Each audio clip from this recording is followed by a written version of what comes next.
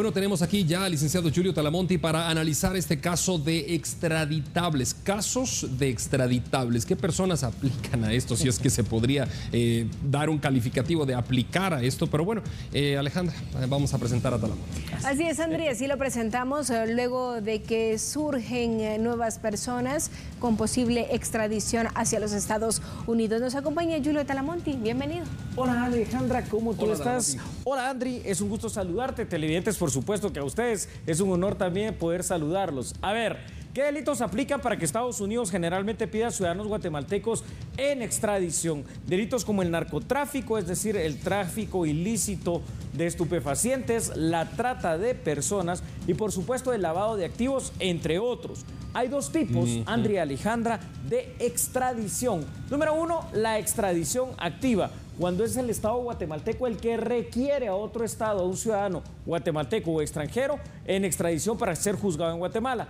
Y número dos, al que nos estamos refiriendo el día de hoy, la extradición pasiva, cuando Guatemala recibe, por ejemplo, de los 5 o 6 países con los que tenemos tratado de extradición, entre ellos particularmente Estados Unidos, la solicitud de que le entreguemos un guatemalteco a un extranjero para ser juzgado allá por la justicia estadounidense. Talamonti, y hablando en temas llanos que podamos comprender todos, ¿cuál sería el delito por el que se califica o cualifica a una persona para ser extraditable y por la que Estados Unidos pueda solicitárnosla?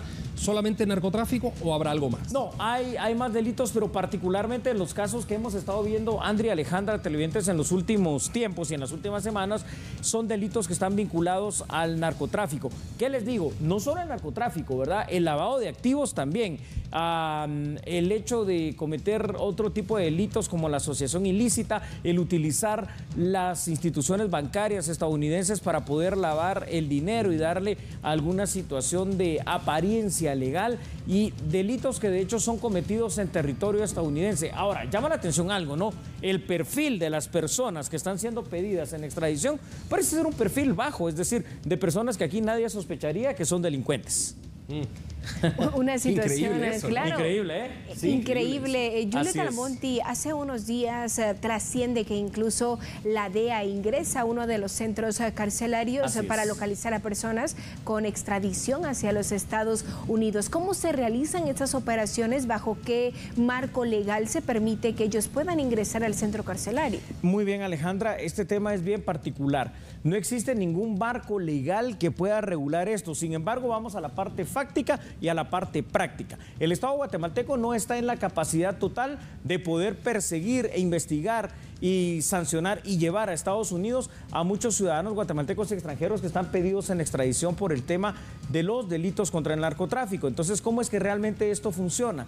La DEA, aunque sea fuera de ese margen legal que permite la ley, hace las investigaciones, colabora con la Policía Nacional Civil. Muchas veces comandos estadounidenses participan con helicópteros, con soldados, con personal extranjero, y ya luego son las fuerzas de seguridad guatemaltecas las que se encargan precisamente de la captura, es decir, de la aprehensión de estos sujetos para ser entregados a lo que es las autoridades judiciales y que el Ministerio Público pueda hacer la imputación. Por supuesto, como son extradiciones, esto significa que también hay una solicitud expresa por parte de alguna de las fiscalías o juzgados de cualquiera de los 51 estados estadounidenses que está acá en alguno de los juzgados guatemaltecos y que debe resolverse. Terminado el proceso de extradición, que les he de decir que consta de 3 fases, 2 fases administrativas y una fase judicial en la cual se resuelve si se entrega o no a Estados Unidos esta persona, pues simple y sencillamente se va en extradición para ser juzgado allá.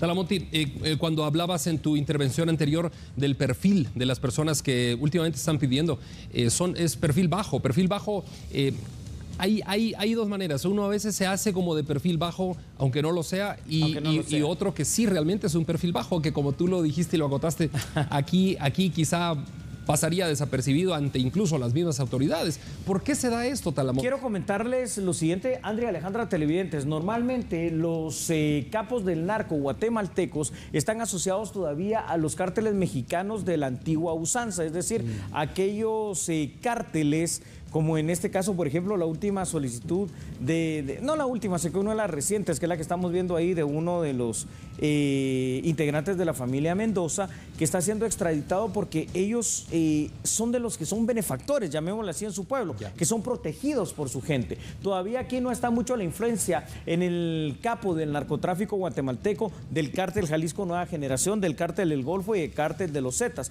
que ellos por el contrario se hacen temer. Entonces esto es bien difícil y bien complicado. ¿Por qué? Porque es la misma población la que los solapa, la que los protege, la que les da cobijo, y ellos a cambio de esto, pues al estilo clásico de Pablo Escobar Gaviria, al estilo clásico del Chapo Guzmán, pues dan algún tipo de beneficio, entre comillas, beneficio proveniente de dinero ilícito a la población.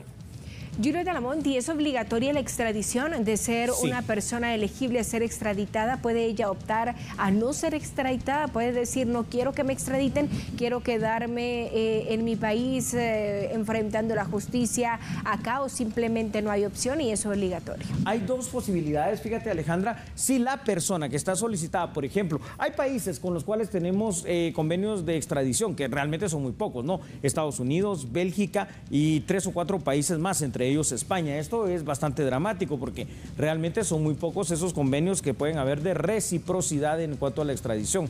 La persona se puede oponer, sobre todo en la fase judicial. Si ustedes recordarán, esto pasó con el narcotraficante conocido como alias El Fantasma. Eso lo único que hace es alargar el proceso de extradición, pero concluida esa fase judicial es entregado por la reciprocidad de lo que dice, fíjense ustedes, el artículo 44 y el artículo 46 de la Constitución.